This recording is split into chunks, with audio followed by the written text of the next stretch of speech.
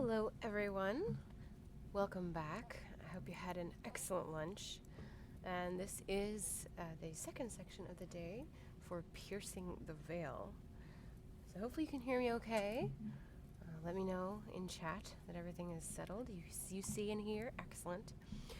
Okay, hopefully you joined us for some of the other Piercing the Veils, but if you had not, Piercing the Veil is derived from a written segment a long time ago, right after the Kickstarter, where you would write in and give questions to the developers, most specifically MJ, and he would write answers for you. But because we're doing the Beta 1 Crunch live streams, we're doing it live and in a speaking format. So this is Piercing the Veil. If you would like to submit questions for Piercing the Veil, you can do so here. I'll give you a link in the forums, and obviously if you want to go into the forums, you would be a backer, and there's a place that you can submit questions if you're not a backer. So I'm going to link them both to you in chat. The first place is here in this thread under news and announcements. Second place is under our contest email, which is beta1contest@citystateentertainment.com. Okay. Did you all have a good lunch? Glad to see you back. Everyone's going to come in from our lunch, so you'll see them walk by and get loud. Okay. Well, let's begin with our tea with Genesee, which I don't think is going to take the whole hour. Yeah, it's not actually a contest, Gabbard, but this is the email that we're using to communicate with you during the Beta 1 crunch time portion. It's just one email, makes it easier for us. So that is also the contest email, but don't be fooled by it. You're having Ritz with cheese, that sounds good. And dinner for some of you, that's right. I guess it is 6 o'clock for our UTC watchers. I didn't get to eat yet, but I'm going to eat afterwards. Sound is low? Is the sound low for anyone else? Mic is right here. Does it sound okay to you guys? I'm talking a little quiet. Wow, 4 a.m. Thanks for being here.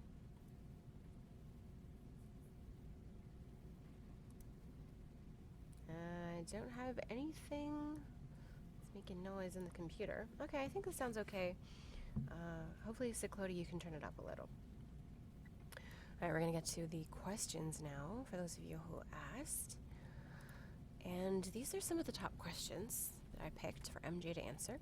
First one is from Zertan, and he or she asks, we know that there will be things keeping the island stabilized as well as places of power. Are there any other objectives you see adding to encourage keep sieging? It seems logically that there can only be so many places of power and stabilizers. And if those are the only objectives, what else are we fighting for?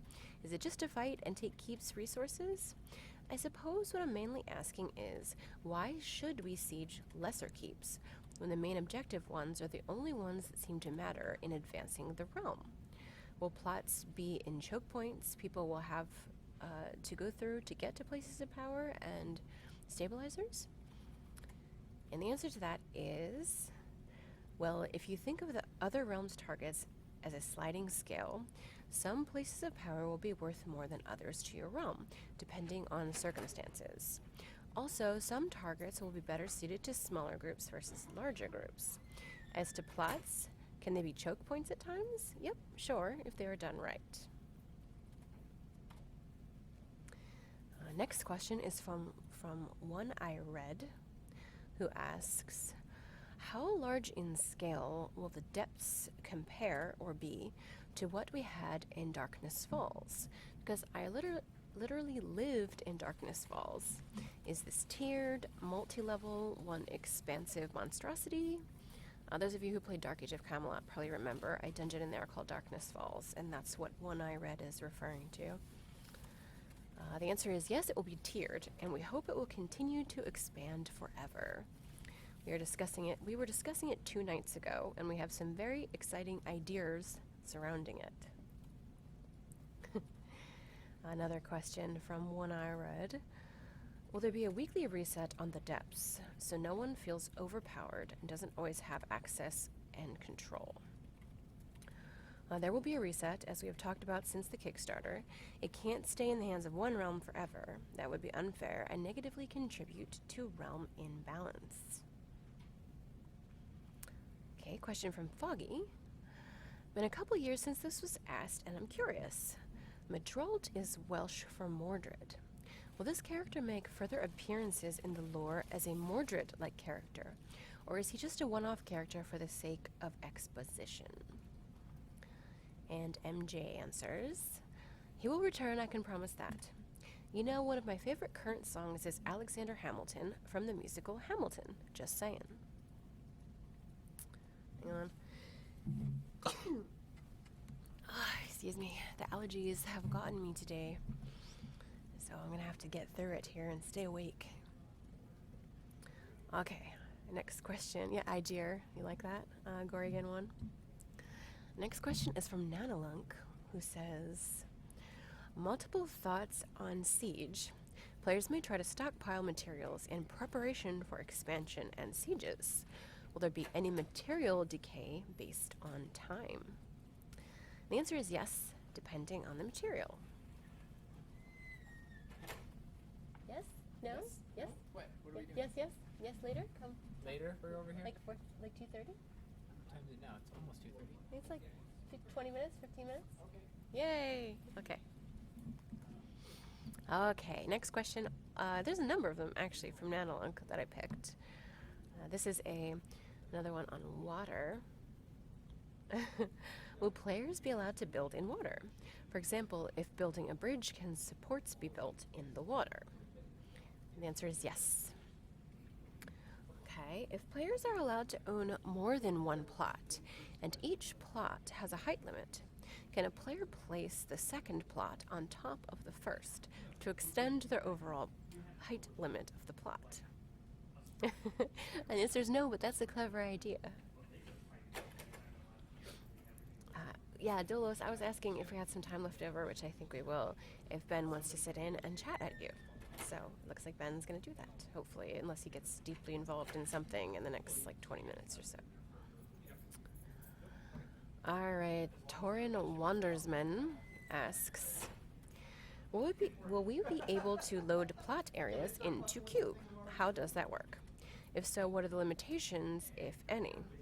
Like only plots you or your guild owns? And the answer to that is yes. We want to get you to a point where you can map Cube to what you own in Camelot Unchained, and then practice building on it, just as you would in the main game. As to bringing in plots from other people, that isn't something we have discussed yet. Homework asks, didn't know if this was asked before, can you craft storage chests to offload items, consumables, armor, and weapons? And MJ answers yes. Does the game system allow muling, transferring of items to another character to save encumbrance or inventory space? The answer is yes, but keep in mind we're not going to have limits on the number of items you can carry. It's going to be the weight of the items you can carry, as always. And let's see if we can get Ben. Ben! Ben's! What, you want to be over here already? Yes. That was totally not. I know, that was 15 questions. That was very quick. Okay, so for a little bit, we're not going to go a whole hour or anything, but for a little bit, we have Ben who can answer some questions, which are a little bit different than the ones you might ask for MJ. More specifically, design, building, specific abilities, how things work kind of questions. So now you can ask Ben. I know, Lawtween, that was quick today. The answers were shorter. Yay. This is why I asked Ben to stop by, because I thought we would run out. We ran out of questions. We ran out. It's like people don't have enough questions. Well, they do have enough questions. We just don't have a lot of time to write the answers, I guess. We are pretty busy. There's a lot going on. There's a lot of programmings to do, a lot of design, bug testing mostly. I mean, a lot of things have been implemented but don't quite work and need to be tested and verified and have some changes made according to the new code that has gone in. Yeah. And so there's a lot of piecing things together that aren't quite working. So Do you want to tell them what you were doing today? Do you have anything cool you want to share? mostly that, going through some reviewing of the state of some of the abilities, the difference between the way that some things have to be implemented due to some of the new features that are coming online, triggers and requirements and stuff like that. Okay. Some of them don't work in quite the way that I expect them to work, and so I have to get information from the programmers who worked on them who say, no, it works like this, not like that. And so there's a little bit of that communication back and forth where I'm like, I made this ability and I think it was supposed to do this, but it doesn't actually, so why? Change it to do. And sometimes it's a problem on my end where I didn't do it the way that they needed it to happen, or it might be a bug in the code where it's like, yep, this looks like it should work, but it doesn't actually, there must be something wrong, so they have to investigate it on the programming side. Okay. So are you and Bull having lots of good conversations? Well, Bull primarily is concerned with the editor, and so that has to do with whenever there's like a display issue, when I enter some information into the editor, and then it may not show up because of some problem, then he has to go back and look into it and be like, actually, why isn't that information showing in this box where it's supposed to be? But most of the stuff that we're working on isn't editor-based. It's actually gameplay-based. So where it's like, I tried to do damage with this ability, and it didn't get resisted, but it's supposed to be a slashing attack, and it's not taking into account the target's slashing resistance, and so stuff like that. There's just Who works just with you minor on things that? like that. Tim and Brian and Mark and Andrew and So everybody, just depending on yeah, what it touches. a lot of different people are in different parts of that system at the moment. I mean, not specifically that, but different parts of combat overall. Okay. I'm sure you guys have some questions, so. Is there questions? Do people want things? How many components of all types, infuses, etc., are you at, and how many are you looking to get in? Wow. For Beta 1? Is this a Beta 1 question, Duelos? I don't know. Do you know a number? You looked at, last time we looked at Periscope, it was like 2,700 something, right, that you had options for? So the scope of that is that that range starts at a given point, and then each given type of component has a range, and so that isn't contiguous, like from 1 to 2,700 or whatever. Okay. There might be, between 2,100 and 2,200, there might be 20 abilities, or ability components rather. So it's not, I it's see, not this is that different. many total. Okay. But I think there's around 700 or something right now, actual components that actually do things. Some of those are, again, have issues with them as far as bugs that we have to fix, and some of them are in a state where it's like, actually, we aren't going to have the functionality for this one for Beta 1, but they'll get in later. So some of them are not going to be turned on, and some of them need to be turned on and need to have fixes done to them, or just need to be tested because we haven't had the opportunity to go through a bunch of stuff. Mark Hernandez actually is adding a bunch of logging so that we can actually see the effects of abilities more robustly. So, because right now, if you go into the game, if you guys are in IT or whatever, and you just use an ability, you can see that it does damage because the person's health goes down, Right. but you can't necessarily see why it did that amount of damage, or What aspects are adding to yeah, that? like how much of it was resisted by their stats, how much of it did they apply any effects of like buffs and debuffs right. and things like that. You can't necessarily see that. So if you're just attacking a target dummy or whatever, it's like that target dummy should be, have their movement speed reduced. Well, they don't move, so you can't tell that they have it. Got So you. we need to get that into the logging so that we can actually see, oh, it did apply this effect with this severity, and see all the things that are happening to make sure that we're verifying that all the data is coming from the editor and getting into the game and is actually being applied to characters. Is that something that only we can see on our end, or is that something that players will be able to take to modify their abilities to do different things? Part of it is the stuff that we're doing that will be part of our like internal logging and stuff, just so that we can keep track of the events that are happening in the game. But we also want to make at least some extent of that available in the combat log for the game, so that you can actually track, what just happened when I did this Right. ability, why did this happen, and that'll allow Finding your abilities to do what you want. well, it'll allow testers to go through, because this is a test. This isn't an early demo of the game. This is actually a alpha and soon to be into beta, right? So this is a testing phase, and so that will allow testers, backers who have these tiers for actually helping us test the game, because that's what this is really all about. To go in there and have the information that they need to say, yeah. So when you're going in, if you guys are going to be playing in beta here, you know, if you see something that you think is wrong, you'll be able to hopefully get enough information about that you can post on a bug thread on the forums and say, look, I used this, it's supposed to do this, here's what it's actually doing, why is this wrong? Yeah. And then we can investigate that and hopefully resolve issues a lot faster because of the information. Cool. Are you guys able to hear Ben? I heard a couple people saying that it was low sound, but they seem to have consistent sound issues, so I want to make sure if you're having trouble hearing him. Let me scroll up and see if there's any questions too before we get that. So let me know. Sound Ben for Ben okay? You can hear him? Because I can flip, because it's more important to hear Ben right now.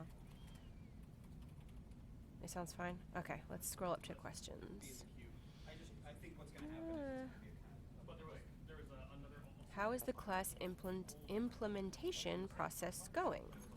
Seemed like we were only missing 2 out of the Beta 1 classes last time there was an email update. Well, all the classes, you can create all the characters in the game, right? So you can pick from all the races that we're going to have, you can pick from all the classes that we're going to have, and you can generally use some of their abilities. The major things that are having difficulties right now are the visual effects system. We need to get some more hookups for that, so that the different particles will play, so that we can have like the stone healer creating a stone object in the world, like stuff like that needs to be all hooked up. We need to hook up the new animation sets, so instead of just playing a default like idle animation and then playing a base set of animations off of that, which is how animation setup has been since beta or since alpha. Since any of the videos that you see in the game, that's the old animation system.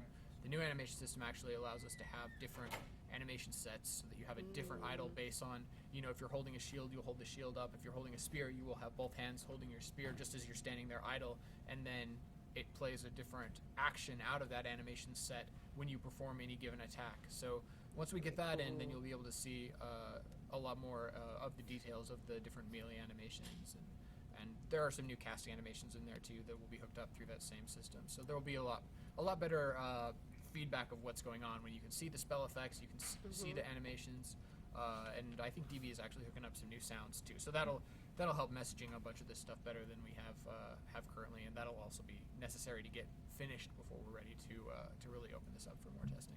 Yeah, I'm excited to see that. That's one of my favorite parts. Okay. No, he's not gonna flip.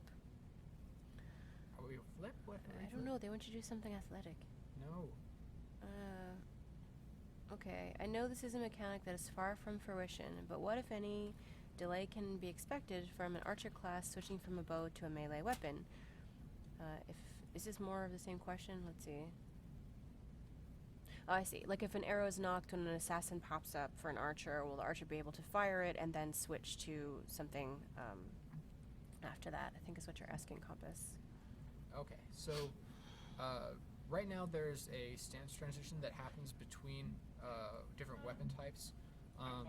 There still needs to be a hookup for that as well, because right now the way our equip and unequip system works is that you're just selecting an item from your inventory and putting it onto your character, so there's not an ability that takes place there. Once stances are hooked up, you will actually have a stance transition that goes between different weapons that are equipped to different slots. So you'll have to have your sword equipped on your character, but it will be in a sheath state rather than in a ready state. And so you will have a stance that you'll change to go from a bow stance to a melee weapon stance, and that will put away one weapon and get out the other weapon. So there will be a timing in there. Is it part of the components that you're going to use to build abilities, or is it a different button? There is a stance component, which is what transitions you from one stance to another. Okay. And that can either be a standalone ability. Well, there's some work that has to be done there as far as the way that standalone abilities work, and being able to create standalone abilities from a single component that doesn't quite work yet. There's some placeholder bits that make it behave like that will have to be set up here. But basically the idea of it is that you'll be able to either stance transition independently and just go from one stance to another just with an ability, or you'll be able to integrate that into an ability itself. So if you wanted to create like a sword attack, you could actually put the stance transition to a sword stance into that ability, so that if you're not in a sword stance, Okay. you would transition into the sword stance and then do the attack as a single action, rather than having to do a stance transition and then do an attack after the transition happens. But that's, again, something that's a little bit further off. I think for right now it's going to primarily be you create an ability that has a transition, and then you can use abilities in the stance that you're currently in. Cool. Okay. Oh, you want? Sorry, Duelos. I thought you meant flip differently. You just mean for us to put Ben over there and switch with me. Gotcha. I thought it'd be cool if Ben did flip. Well, hey, whatever. Let's see. More questions. You guys have more? I'm not sure what that means, Addict Drill, but I'll ask. Are we doing a blade turn system like Dark Age, where people have a set attack speed that you apply certain styles to, or are you going for a different feel? Well, I didn't play blade that turn. part. I'm not sure what blade turn has to do with that. But weapon attacks basically have any ability. We can talk generally about abilities. Abilities have sort of a multi-step process to them. They have a preparation time, which is the time between pushing a button and the ability actually taking effect, and then they have a recovery time, which is the time between the ability taking effect and the next ability being allowed to happen. So Dark Age sort of had a system where combat was on a round-based timer based on the speed of the weapon, where every X seconds you would perform an attack as far as melee abilities go. In our system, your attack, like your sword hit, is after the preparation time, and then subsequently following that is the recovery time before you can start the preparation time for your next ability. So it doesn't work quite like that. You don't have a specific round time, and there's no like global cooldown time. It's specifically based on those stats, and they're different for each ability. They're influenced by your weapon, so if your weapon is very slow, then all of your abilities will subsequently or consequently be very slow, but they have different modifiers. So if you have a very slow attack and a very slow weapon, then it will be even slower. If you have a very slow attack and you have a very fast weapon, it will be slower than a very fast attack with that same weapon. So there's differences in the weapons, there's differences in the attacks as well. Kappa 7x1, that question was already answered in a Piercing the Veil earlier, so check the thread, because you got an answer to that question a while ago. Do you need to get proficiency for components to unlock the next one, is the short question of Rice. Yes, you do. Once you have earned enough proficiency with a component, right now in the current state of beta, you simply get another component based on which component you've earned the requisite amount of proficiency with. So it will basically be, there's no choices really, it's just you earn enough proficiency, you hit the unlock point, and then you get a new component on your character. And that's basically the way we're doing a very rudimentary basic version of progression. Eventually there will be a user interface, a UI element to that. There will be a trainer that you'll have to go to, and you'll be able to earn enough progression with a component of a given type, and then go and learn a new one that you have multiple choices of, and you can actually pick which component you get next and start working on next, so that there are some choices to be made. Right now it's just, there's a progression system, but there's not really a choice at that point. Okay. Sacrix, you know I'm not going to ask that. Will there be a UI to see what body parts being hit? Basically, I guess you're asking for the different kinds of, not healer version, but something like that. We have maybe the puppets there now, as they're asking about. Yeah, so each body part, essentially head, torso, arms, legs, has a separate health value, and so as you take damage, the corresponding body part health value will go down, and so those each need to be healed and damaged sort of separately. There are some things that damage all body parts, there are some things that heal all body parts. Muddy it if it needs muddying, but... And so, yeah, each of those are sort of treated separately, even though some things can modify all of them at once. Okay, you have a couple more minutes, then we're going to let Ben go and get back to doing all the things he's working on. His unexpected Q&A portion of the filling in for Piercing the Veil. More questions. Are there plans for a temporary melee combat speed similar to a haste buff in Dark Age? You know there's no auto attack, so you're not sure if that's relevant or not. Yeah, so again, with those preparation and recovery times, those can be modified by status effects. So if you have a buff or a debuff, you could have an attack speed buff that essentially makes those preparation times or recovery times shorter, so that essentially all of your attacks are happening faster. And the opposite of that is also true. You could have a debuff that makes all of your preparation and recovery times longer, so all of your attacks are taking a more amount of time and are taking longer to perform, which would, reduce the amount of damage that you're doing over time based on the slower amount of attacks and the lower number of attacks that you could produce over a given duration. Okay, ask your last questions. Yes. Mr. Potato wants to know how you handle being so damn sexy. I see.